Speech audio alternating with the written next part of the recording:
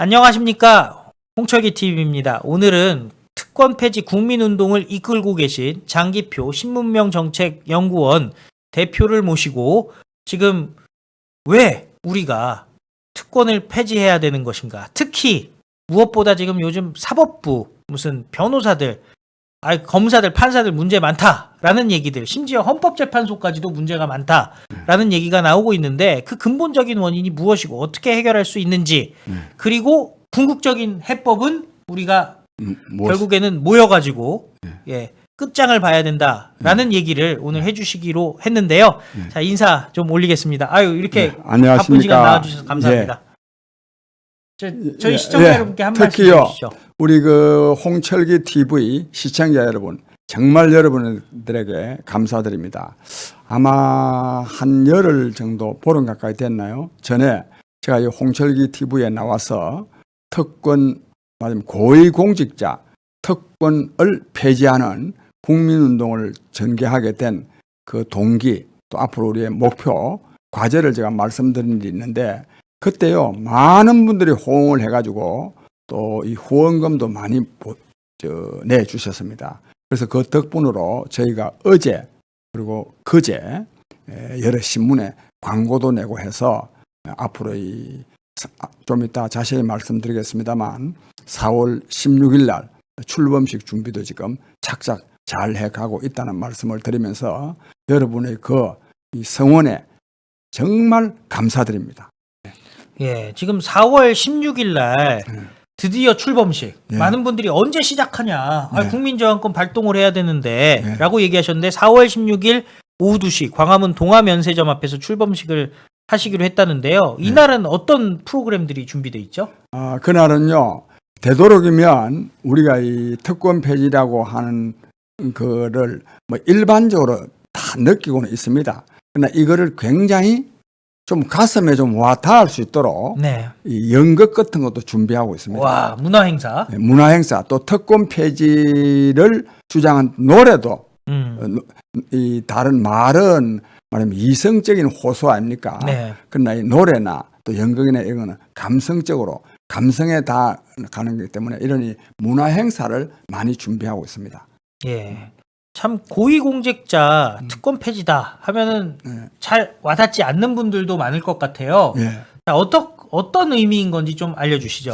예, 제가 지난번에 한번요, 우리 홍철기 TV에 나와서 국회의원들이 누리는 과도한 이 특권과 특혜에 대해서 말씀드린 일이 있습니다.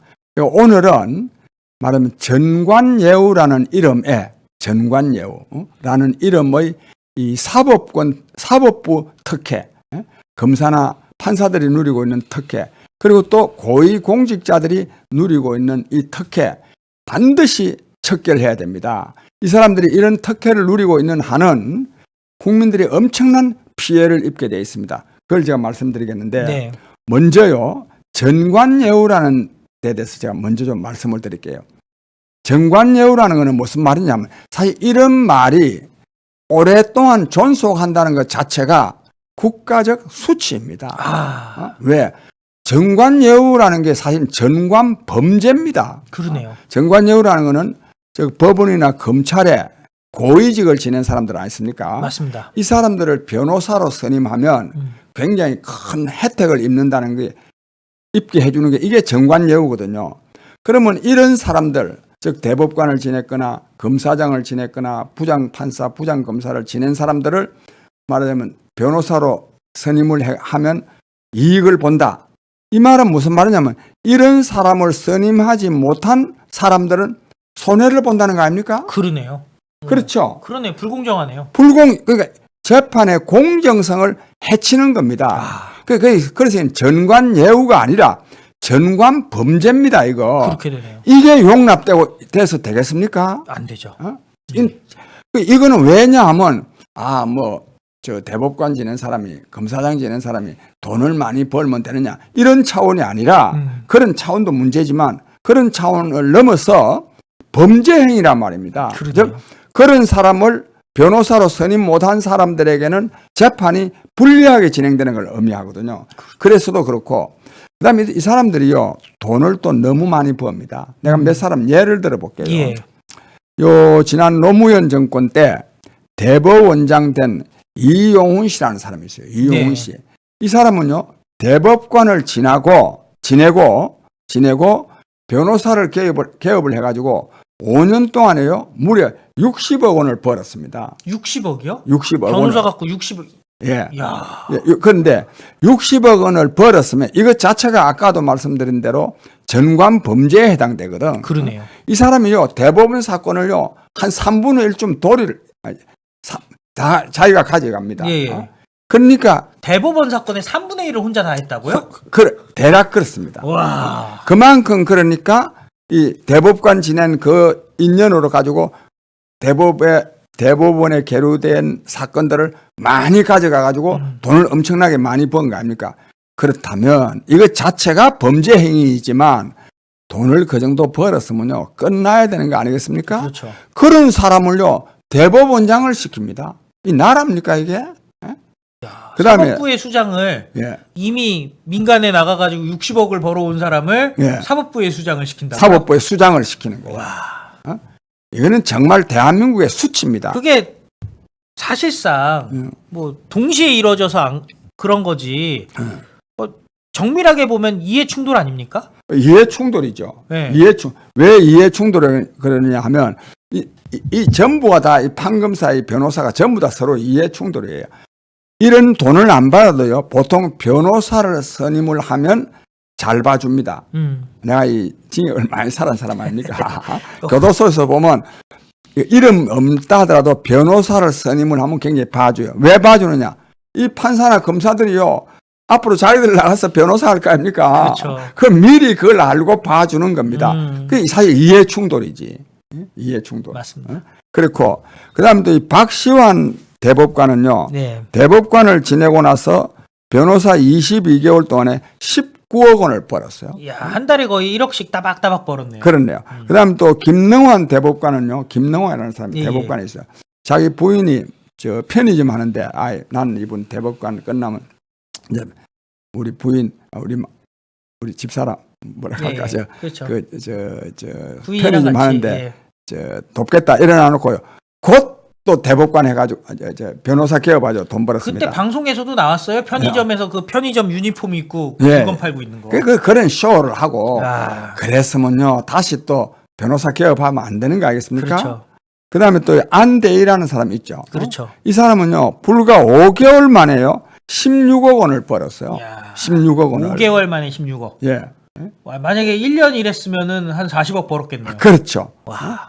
그래서 황교안 씨 같은 사람 있잖아요. 예, 예. 그 16개월 동안에 뭐 15억인가 벌었더라. 17개월에 16억. 17개월에 예. 16억을 벌어서 너무 많이 벌은 거 아니냐 그러니까 법 쪽에서는 이것이 일반적인 현상이다 그랬습니다. 아이고, 참. 그러니까 이렇게 이 돈을 많이 벌면 아까도 말씀드렸지만 이게 그냥 자기가 일해준 대가로 버는 것이 아니라 범죄 행위를 하고 돈을 번 거나 마찬가지입니다. 이런 거 없애야 되겠죠. 그러네요. 이걸 없애려고 그러면요, 근본적으로 검사나 판사를 지낸 사람들이 변호사를 할 수 없게 해야 됩니다. 예. 이건 부당한 게 아닙니다. 그러니까 검사는 검사 임용고시를 통해서 채용을 하고 자기가 검사가 됐을 때는 자기는 평생 검사하고 살겠다. 이렇게 생각해야 됩니다. 그게 우리가 정상이죠. 학교 교사할 때요, 교사 들어가서 뭐 교사 끝나면 뭐 딴 거 할 거를 전제로 하는 게 아니잖아요. 아니죠. 평생 직장이라고 생각하고 평생 일하죠. 직장이라고 생각하고 해야죠. 그래야 어떤 사명감을 가지고 할 거 아닙니까? 맞습니다. 실제로 미국 같은 데는 그렇습니다. 미국에서는 고위 판사나 검사를 오래 하고 나서 다시 변호사를 하지 않습니다. 자격은 미국은 부여되어 있지만은 하지 않습니다. 우리나라는 이 자격을 그대로 두는 한은 계속 또 이 정관 범죄를 할 것이기 때문에 검사는 검사 임용고시를 통해서 채용하고 판사는 판사 임용고시를 채용하고 그리고 변호사는 변호사 자격시험을 쳐서 변호사가 되게 하고 그리고 검사나 판사 그만둔 다음에는 변호사를 못하게 해야 됩니다. 지금 보면요. 근데 그 사법계 전체가 참 보면은 황당한 일들이 벌어지지 않겠습니까? 요즘 뭐 헌법재판소도 그렇죠. 그렇잖아요. 예? 그렇죠. 그러니까 과정이 잘못됐지만 어쨌든 국회의장이 꽝꽝꽝을 했으니까 법은 유효하다라는 결론인데요. 예. 이거 어떻게 생각하세요? 그거요. 예. 이 민주주의라는 거는요. 예. 목표보담도 과정을 더 중시하는 것이 민주주의입니다. 그렇겠죠. 절차를 더 중시하는 게 이게 민주주의입니다. 네. 철인 정치는 과정이 중요한 게 아니라 목표가 중요한 거야. 네. 그래서 그런데 민주주의라는 것 자체가 절차를 중시하는 겁니다. 절차가 잘못됐으면요, 그 목표는 무조건 하고 잘못됐다고 하는 것이 이 민주주의입니다. 그렇겠죠. 그런 점에서 과정은 즉 절차는 잘못되었지만 결과는 국회의장이 방맹이 두드렸으니까 옳다. 이거는 아주 옳지 않습니다. 네. 그다음에 또 하나 이 헌법재판소라는 거는요, 그야말로 헌법 정신을 구현하는 국가 최고 기관입니다. 근데 이번에요, 헌법재판관 9명이요, 네 사람은요, 딱 편이 갈려 있어요. 즉, 민주당 쪽에서 지명한 네 사람은 절차도, 과정도 전부 다 합법이라고 하고, 또, 국민의힘 쪽에서 또 임명한 사람들은 이 절차도, 과정도 전부 다 또 불법이다 했는데, 이미선 씨인가요? 네. 그 사람이 한 사람이 절차는 잘못돼도 결과는 인정해야 된다 네. 해서 이렇게 되는데, 국민 여러분, 헌법재판관이요, 우리 사회에 정말 비난받아야 될, 우리 사회를 망치는 요소가 되는 이 편가력에 따라서 헌법 문제를 판단을 하면 되겠습니까, 이게? 근데 이게 헌법재판관이나 헌법재판소장도 네. 정관예우에서 자유롭지가 못하죠. 그렇죠. 네. 그 옛날에 박한철인가? 예. 박한철 헌법재판소장은요, 지방법원 원장 지내고 김현대장에 가서 엄청난 돈, 박한철이죠. 예, 박한철 맞습니다. 이거 돈 벌고 있다가 그다음 또 헌법재판소장이 된 사람입니다. 이런 사람이 많습니다. 내가 이걸 좀 예를 좀 들게요. 그러네. 이 사람이 김앤장 출신이네요. 예, 그러니까. 그러니까 검사를 하다가 예. 김앤장을 가서 예. 돈 벌 만큼 벌다가 헌법재판. 헌법재판소로 와가지고 예. 또 그만두면서 또 국민훈장 무궁화장까지 딱 받아가지고 예. 폼나게 또 마무리를 했네요. 예. 아. 그러니까. 그런데 옛날에요, 한성수 씨라는 분이 있었어요. 있죠. 예. 뭐 외무부 국회의원도 몇 분 하고 외무부 장관도 하고, 그 사람은 국무총리 지내고 나서요, 김만대장의 고문으로 갑니다. 이러면 되겠습니까? 안 되죠. 그 다음에 그 외 그런 사람이 한두 윤정현 등등 많이 있는데, 현재 지금 한덕수 국무총리도 대통령 경제수석 비서관 하다가 로펌 김현대장에 갔다가 다시 또 국무총리가 됐어요. 네. 또 국무총리 그때가 이제 노무현 정권 때죠. 그렇죠. 국무총리 끝나고 나서 또 김현대장에 또 갔어요. 또 김현대장에서 또 이분에 총리가 또 됐네요. 국무총리가 또 됐어요. 이야. 근데 한 달에요, 1년에 연봉이 한 5억 정도 된답니다. 자문 그냥 한다고 하면서. 자문한다고 하면서. 근데 이게 말이 자문이지요. 고위공직을 맡았던 그 경험을 기초로 해가지고 한편으로는 이 국가 기밀을 누설하는 면이 있고, 또 하나는 고위공직의 그 명예를 훼손하는 일 아닙니까? 그렇죠. 나 같은 사람한테 비난 듣는 것만 하더라도 그렇죠. 내 이 비난이 잘못된 게 아니잖아요. 맞습니다. 이런 비난이 아니라 비판이죠. 그렇지. 네. 난 솔직히 비난도 네. 합니다. 이 저 사람들은 네. 비난받아야 돼요. 예?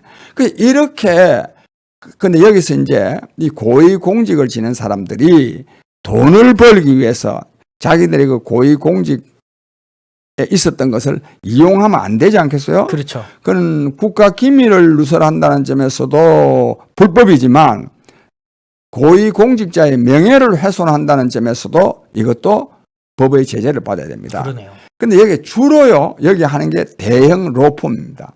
대형 로펌 가운데서도 김만대장이 중요합니다. 우리나라요, 국세청장, 감사원, 중요직, 경찰청장, 검찰청장, 이런 지낸 사람들요, 김만대장의 고문으로 간 사람이 굉장히 많습니다. 그렇죠. 그런데 그 사람들이 꼭 자기가 갖고 있는 지식만 활용하겠습니까? 그게 아닙니다. 네트워크. 자기가 근무할 때 있었던 지식을 활용하고 그죠? 국가 기밀을 활용하고 또 다른 한편으로는 옛날에 저 친소관계 있잖아요. 저 인연 인맥. 그런 거 인맥 활용해 가지고 근데 이 사람들이 주로 어떤 기업을 편들겠어요? 대기업, 재벌, 심지어는 이 론스타 같은 외국 기업 이런 편을 들어 가지고 국익을 손상시키고 있다는 점에서 제가 이 론스타는 사실 이렇게 비난하는 경우가 많은데 매국노 짓을 한다 이런 비난도 하는 사람들이 많이 있는데 이게 틀린 말이 아닙니다. 이런 거를 이번에 척결해야 됩니다. 그래서 저는 고위 공직을 지낸 사람들은 이제 다른 데 어디 가서 그런 일 하면 안 된다. 그런 일을 하면 명예훼손죄로 이제 공직을 훼손한 죄로 또는 국가기밀 누설죄로 저는 처벌하도록 해가지고 고위공직이 그런 특권을 누릴 수 없도록 해야 됩니다. 그런데 우리 사회에 이 사람들만 그런 게 아닙니다. 각 기관마다요 그 최고직을 맡았던 사람들이 다 퇴직을 해가지고요 그 다 무슨 모임을 만들어가지고 그 기관에 계속 압력을 넣습니다. 개입을 계속 하는 한두 군데가 아닙니다. 참. 고위공직 정도 해서 은퇴할 나이 정도 되면요. 먹고 살 걱정은 다 없을 거 아니에요. 연금도 받고. 그게 그런데요. 예. 고위공직을 지냈거나 아까 말한 그 대법관들 있잖아요. 네. 또 검사장 이 사람들은 보통 공직을 한 30년 이상 근무했거든요. 그렇죠. 30년 이상 근무하면 공무원 연금만 하더라도 한 5, 600만 원 나옵니다. 이거 엄청나네요. 5, 600만 원. 네. 한 600만 원 정도 나와요. 평생 그렇게 나온다는 거잖아요. 평생 나오죠. 아이고. 그런 사람이요. 또 돈 더 벌겠다고 설쳐서 하면 그것도 또 재판의 공정성을 해쳐가면서 우리 서민들은 어떻게 살겠습니까? 그러니까요. 그것도 그 정도 되면 이미 집도 다 장만해 놨을 것이고 애들도 다 출가도 시켰을 것이고 돈 더 쓸 일도 별로 많지도 않지 않아요. 그렇죠. 그런데 돈을 더 번단 말이에요. 말도 안 되죠. 자, 국민들은 경기가 안 좋아가지고 허리띠 쫄라매고 있는데 뭐 저렇게 그 고위공직자 출신들은 이렇게 떵떵거리면서 살고 또 최근에는 심지어 민주당에서 이번에 법안 발의한 거 보니까 대법원장을 대통령이 임명하는 게 아니라 대법원장이 후임을 지명하는 거의 그 수준까지 44명이 발의를 해놨더라고요. 예. 그 선출위원회 11명을 만드는데 그 중에 선출위원 중에 7명을 대법원장이 지명을 한대요. 그러니까 자기네끼리 다 하겠다라는 거잖아요. 뭐든지 그냥. 셀프입니다. 셀프. 예. 자, 그래서 우리도 셀프로 지금 특권 폐지에 움직여야 되지 않겠습니까, 국민들이? 그래서요, 국민 여러분, 이 고위공직자들이요 이렇게 이 특권을 누리는 거는 그 사람들도 참 파렴치한 사람들이지만 이 궁극적인 책임은요 국민에게 있습니다. 국민이 나라의 주인입니다. 이런 걸 그대로 보아 넘기면 되겠습니까? 이 사람들 한 번씩요 잘못돼가지고 신문에 막 나오고 그러는데 그때뿐입니다. 이번에는 절대로 이거를요 그냥 넘기지 않습니다. 이번에 우리 고위공직자 특권 폐지 국민운동 본부를 이제 출범은 이번 4월 16일에 하는데 이번에는요 반드시 끝장을 볼 겁니다. 그래서 국회의원들과 이 고위공직자들에게 저희가 당신네들 이런 특권, 특혜를 폐지하는데 동의하느냐 안 하느냐를 다 물어가지고 서한을 다 편지를 보내가지고 물어가지고 그걸 앞으로 신문에 공개할 거예요. 공개해야죠. 답변이 뭐 긍정적인지 부정적인지. 그러니까. 그리고 아예 답변 안 하는 사람도 많을 거예요. 안 하는 사람도 그건 부정적으로 해가지고 공개를 해가지고 다시는 이 사람들이 고위공직을 맡을 수 없도록 할 겁니다. 예. 그리고 또 그저께 영상에 보면 또 국회의원 관련해서 저희가 또 얘기를 하지 않았겠습니까? 그래서 양쪽을 다 보시고 중요한 것은 4월 16일 일요일 오후 2시 광화문 동화면세점 앞에 다 나와 주셔야 돼요. 예. 그동안 정말 댓글로 언제 그러면 국민저항권 발동되는 거냐 막 그냥 분을 못 참으시는 분들이 많았거든요. 그 열정 이번에 한번 쏟아 놓으시면 되고요. 단순히 서울 동화면세점 앞에서만 하는 게 아니라 출범식을 동화면세점 앞에서 하는 거지 그 이후로는 전국을 다 돌죠. 전국을 돌고요. 우리가요. 그 매주 토요일 날은 오전 10시부터 광화문에서는 서명을 받습니다. 서명도 받고 그다음 또 우리가 이 출범식 전에도 대도시에 다 이렇게 지방에 갑니다. 또 서명도 받고 할 텐데 국민 여러분, 국민이요 깨어나야 됩니다. 그 나라 정치의 수준은 국민의 수준에 의해서 결정됩니다. 그래서 우리가 이번에 국민이 나서서 저런 이 특권, 특혜를 반드시 우리가 척결합시다. 그래야 국민을 위한 정치, 국민을 위한 행정이 이루어질 수가 있습니다. 진짜 좋은 말씀 감사드리고요.